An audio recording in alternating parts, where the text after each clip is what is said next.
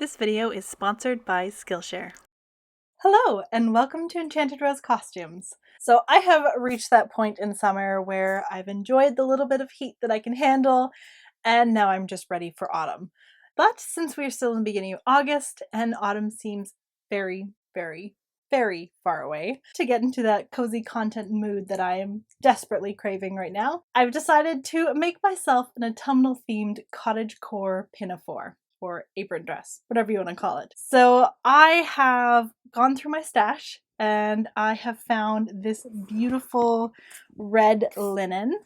I don't know what you'd classify it as. It's like kind of burgundy, kind of plummy. The color is not showing up correctly on camera at all. It's much brighter on camera and it's much more darker in person. So I'm going to create an apron dress out of this, and then I'm also going to make a simple blouse to go underneath.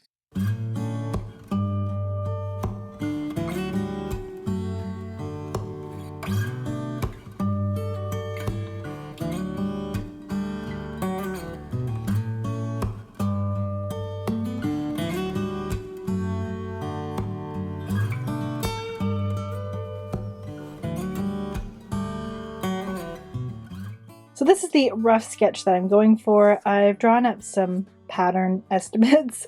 And then, yeah, that's the close-up of the fabric. I think it's going to be so pretty.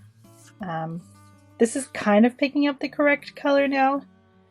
If we go over here, the color changes.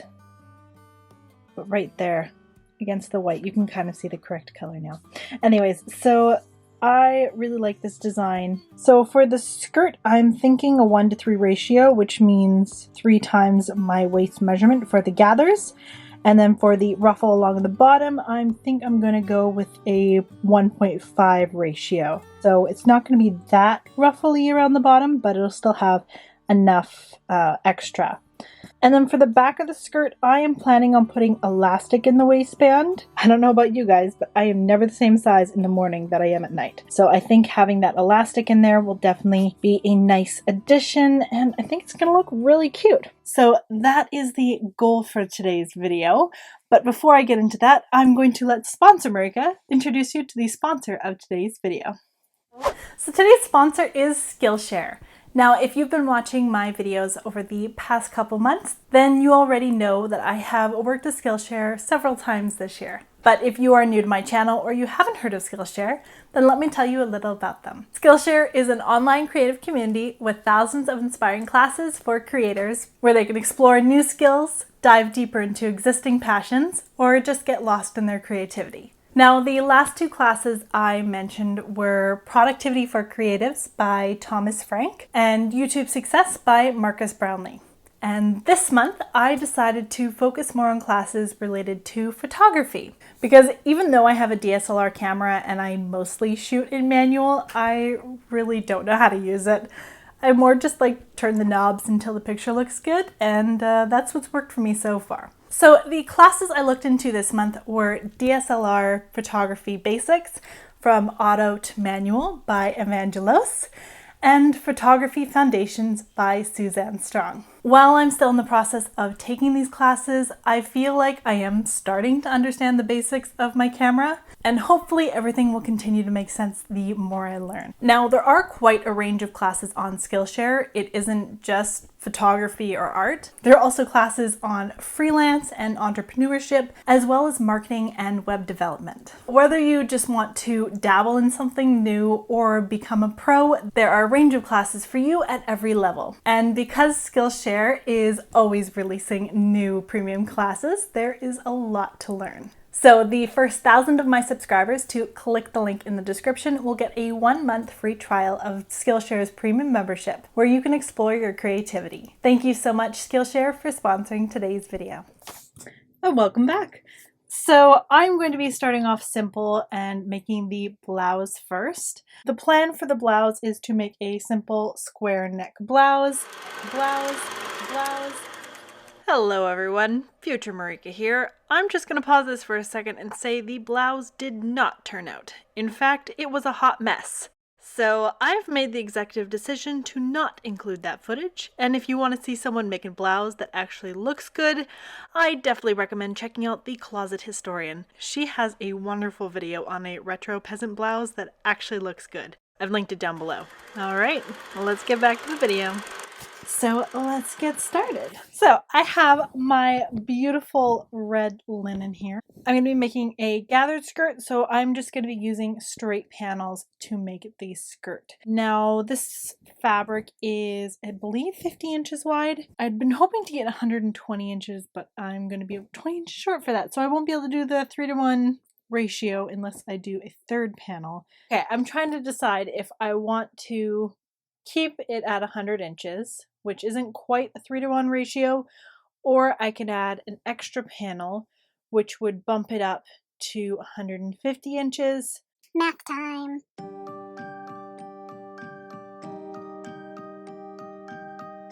Yeah, I don't think I'm going to do that. I'm going to keep my skirt width at 100, not 150, because once I add the extra 50 inches in there, it bumps my skirt up too much. I'm just going to cut out the two widths and then the bodice and straps and go from there. We'll see. Okay, let's get started. Before cutting my skirt panels, I first leveled the linen to make sure it was on the straight of grain, and then I cut out two panels at 27 inches.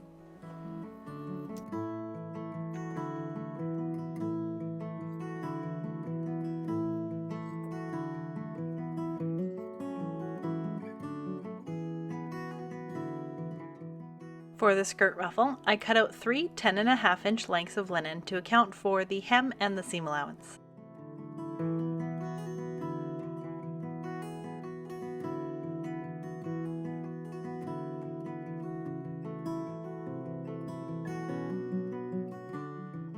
Alrighty, so we are on day 3 or 4. I don't know what day it is anymore. Anyways, I have finished cutting out my pinafore and it is time to start putting it together.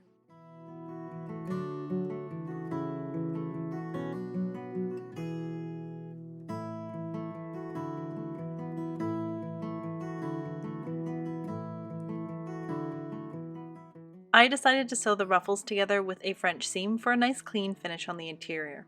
Although it technically wasn't needed as the edges are selvage edges, I just really love the look of a French seam.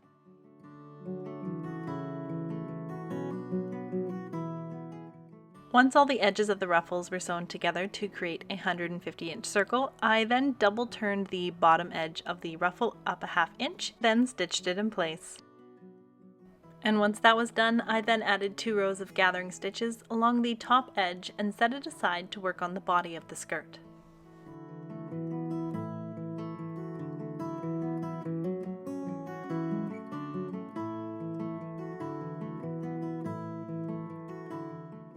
Before putting the skirt panels together, I first added my pockets, and once again I opted for French seams for a nice clean finish. Putting in pockets with the French seam can be slightly confusing if you haven't done it before, so I've linked a tutorial down below if you're interested in trying it out for yourself.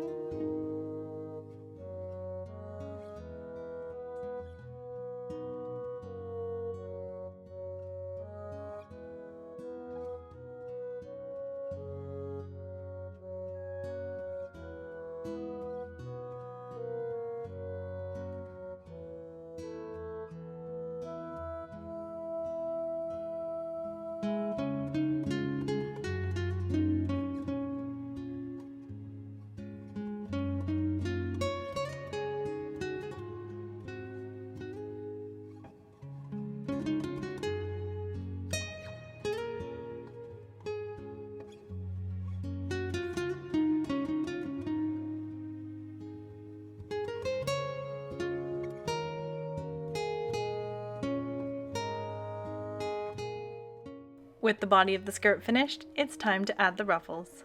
To keep the ruffle even on the skirt, I first divided the skirt and the ruffle into quarters and then gathered the ruffle down to fit evenly into each quarter. The trick for getting nice even gathers is to actually use a pin to stroke the gathers into place once everything has been gathered down, and then sew it with the gathered side facing down.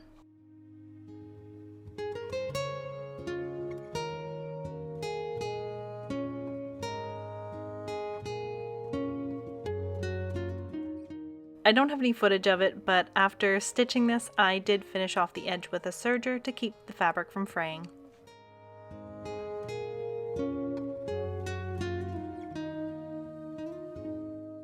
The skirt has been gathered, and now it is time to move on to the apron front of the pinafore.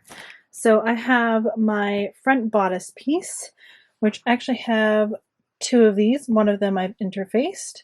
And then I have the top portion also interfaced. Then I have the straps, the front waistband, and the back waistband. Now the back waistband is wider because I'm going to be folding it in half and then putting elastic in the back. So I will show you that technique once I get there. But right now I am just going to be working on the actual apron front. The bib of the apron is pretty straightforward to put together. First, I pinned and stitched the top band to the right side of the bib.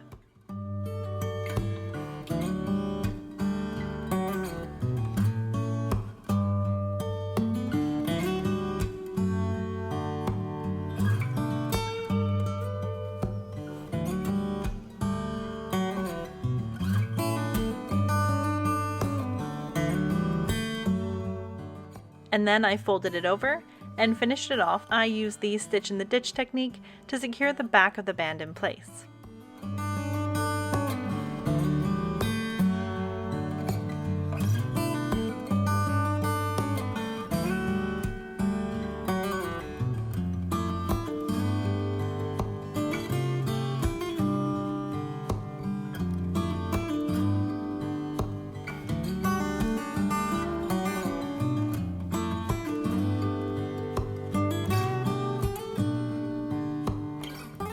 So I have ironed out the straps. I ended up adding interfacing to the inside, just only half of it because I didn't want it to be too thick, but I have pressed them all out, and then I'm going to attach them to there. I repeated the same steps as the band to attach the straps to the bib.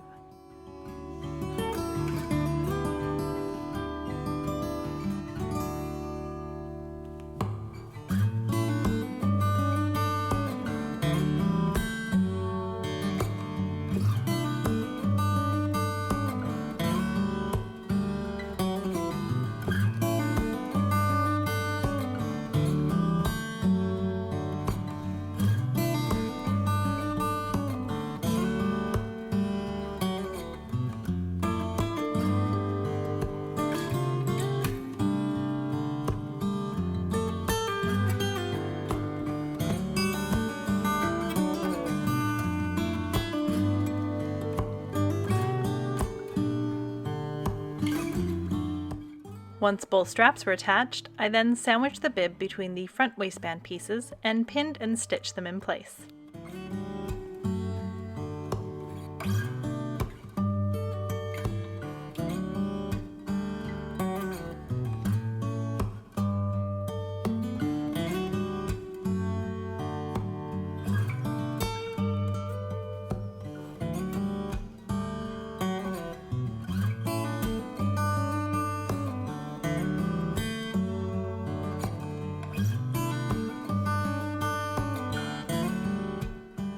Then I pressed the front waistband open and attached the back waistband to each side.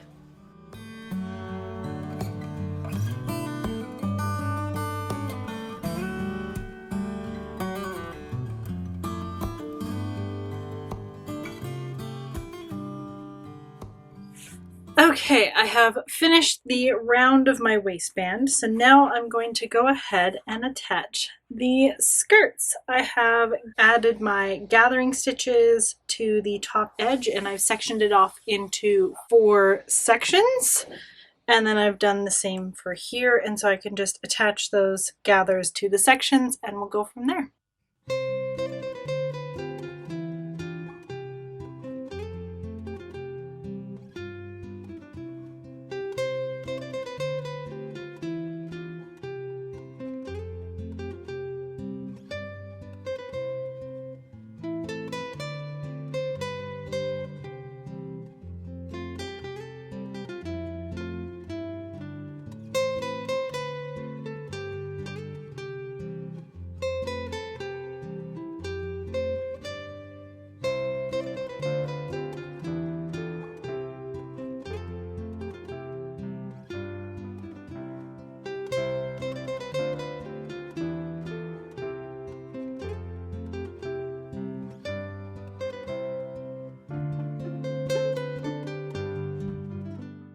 So right now I have attached the waistband to the skirt. I have pinned the front portion of the skirt in place. And now the back portion of the waistband, I am going to add an elastic. So that is going to take up all the extra room and help with fitting. And then once that elastic is in place, I can sew the lines to make this all nice and tidy. And then finish it up by hand stitching the waistband in place. So hopefully it all looks good and comes together quickly, because I think we are getting close to the last step. So the elastic I have is this delightful 2-inch salmon colored elastic. It was originally white, but I dyed it for a project. Anyway, so this is 16.5 inches long, and it is going into a 30-inch back, and that is just going to nicely cinch everything in together. To attach the elastic to the skirt, I pinned it to the seam allowance at the side of the waistband and then stitched it in place.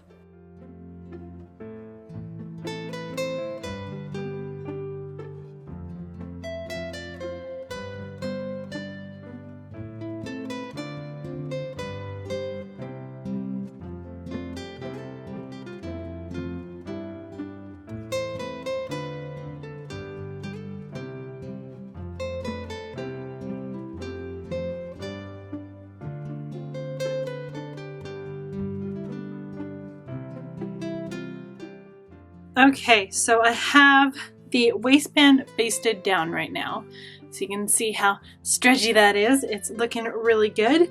Now I'm going to move on to the next step, which is essentially stretching the elastic out and sewing, I'm going to say every 1/4 inch, just a line to keep the ribbing nice and tidy.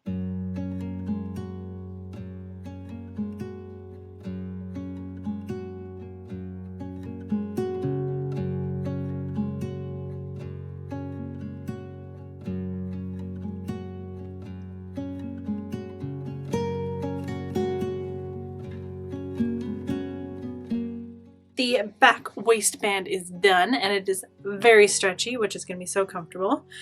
And now I just need to stitch up the inner waistband from the inside of this, which will just be a quick whip stitch all around. And then for the back straps, I am going to add buttons. Now I want to add buttons on the inside of this so it'll all be hidden, and that way I can also change where the strap is going to be sitting as well.